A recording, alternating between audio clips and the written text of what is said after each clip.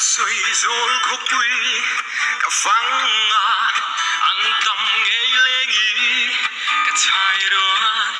mặc dễ cả ruộng lưu tha về ngốt rồng cả thi liam sam mây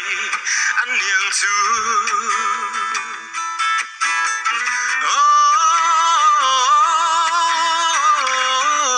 ăn môi ngày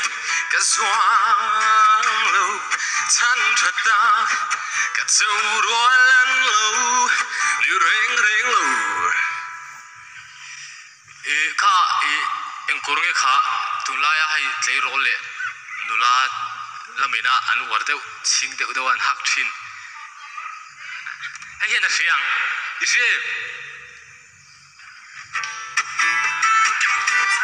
có tin đấy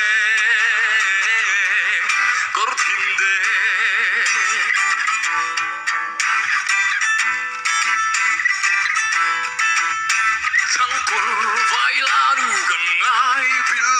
sắp tình lên thuần thủy hết mỏi nè gió khúc bụi dầu la đủ bèo trả tên lại tua lần lên có tin thế có tin đấy. Oh, hello, man.